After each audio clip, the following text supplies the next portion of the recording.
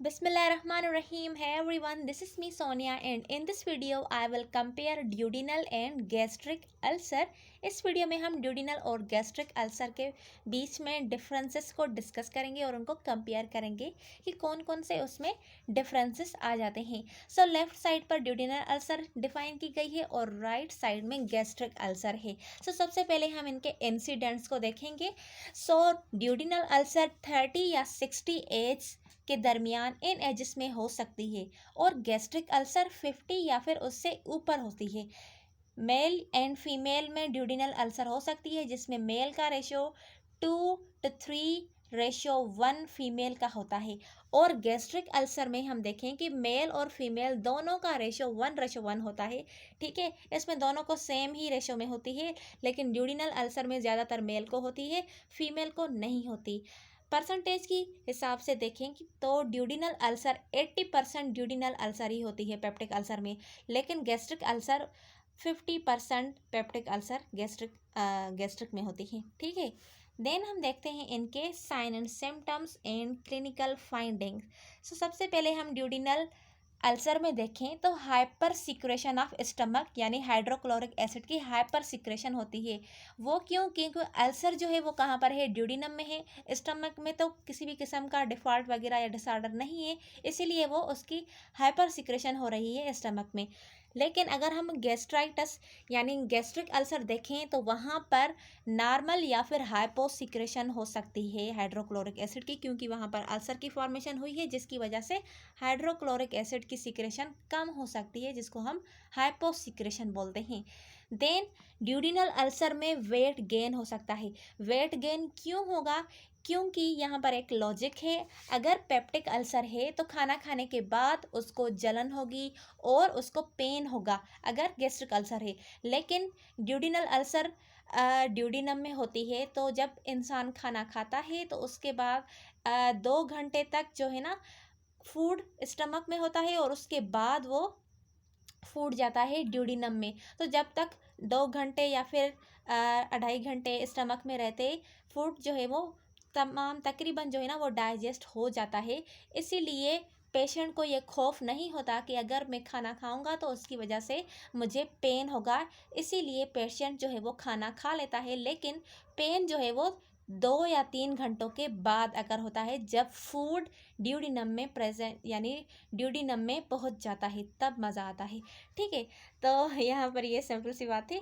अब gastric ulcer में क्या होता है? वेट लॉस होता है, क्योंकि पेशेंट को ये खौफ होता है कि जब वो खाना खाएगा तो उसको पेन होगा, क्योंकि डायरेक्ट जो फूड है वो स्टमक में जाता है और स्टमक में जाने की वजह से उसको पेन स्टार्ट होना शुरू हो जाएगा और जलन सी हो जाएगी। ठीक है, इसीलिए पेशेंट जो है वो खाना खाना छोड़ देगा, जिसकी वजह से पेशेंट का वेट लॉस हो जाएगा।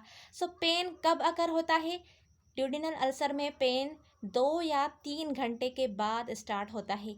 ठीक है, खाना खाने के बाद ऑफन अक्वेंट बिटवीन 1 to 2 AM। अगर रात को इंसान ने खाना खाया है तो रात को अगर खाना खा के वो सो गया है तो पेन का जो टाइमिंग है उस पेन की वो 1 to 2 AM तक हो सकती है। ठीक है, जिसमें injection of food relief pen. अगर गैस्ट्रिक अल्सर में हम देखें तो जो पेन है वो 1 या फिर ½ आवर में ही पेन होना स्टार्ट हो जाता है और ये आफ्टर मील ही स्टार्ट हो जाता है। अब ये जो है ना रेयरली अगर होता है नाइट में, इसमें इंसान जो है ना वो सुकून की नींद सो सकता है, क्योंकि उसको पेन जो हो रहा था वो खाना खाने के बाद हो रहा था और उसके बाद पेन ख़त्म हो रहा था, जिसकी वजह से वो सुकून से सो रहा था। लेकिन ड्यूडिनल अल्सर में क्या होता है कि वहाँ पर इंसान खाना खाता है और सो जाता है, फिर मिडनाइट को उसको पेन होना स्टार्ट हो जाता है। अब यहाँ पर हम दूसरी पॉइंट देखें तो ड्यूडिनल अल्सर में इंजेक्शन ऑफ फूड पेन को रिलीव कर सकती है, लेकिन गैस्ट्रिक अल्सर में injection of food help pain को रिलीव करने में हेल्प नहीं करती, उल्टा पेन को बढ़ा देती है। अब इसमें क्या होगा जो पेन को रिलीव करेगा? It may be relieved by vomiting. Injection of food does not help some type increase pain. ठीक है, वोमिटिंग करने की वजह से गैस्ट्रिक अल्सर का पेन जो है वो रिलीव हो सकता है। अब ड्यूडिनल अल्सर में वोमिटिंग जो है वो अनकॉमन होती है एंड गैस्ट्रिक अल्सर में वोमिटिंग कॉमन होती है। दूसरी बात, haemorrhage less likely than with gastric ulcer but if present melaena more common than haematemesis. अब हेमरेज जो है वो तकरीबन कम ही होती है गैस्ट्रिक अल्सर में, अगर प्रेजेंट होती भी है तो तब मेलिना होती है। मेलिना मतलब कि स्टूल में ब्लड आना, लेकिन यहाँ पर हिमाटीमेसिस नहीं होती। हिमाटीमेसिस का मतलब है वोमिटिंग में उल्टी आना, ठीक है। मेलिना का मतलब है स्टूल में ब्लड आना, और हेमाटीमेसिस में वोमिटिंग में ब्लड आना, ठीक है।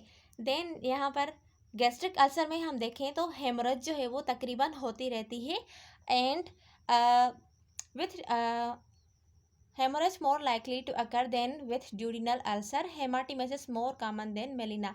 अब गैस्ट्रिक अल्सर में हेमाटीमेसिस मोर कॉमन होती है क्योंकि गैस्ट्रिक से फूड को बाहर जाना होता है माउथ से, ठीक है। तो उसको हम, जिसको हम वोमिटिंग बोलते हैं, तो अगर वोमिटिंग हो रही है उसमें ब्लड आ रहा है तो उसको हम हेमाटीमेसिस बोलते हैं। तो इसमें हेमाटीमेसिस कॉमन होती है और ड्यूडिनल अल्सर में मेलिना कॉमन होती है।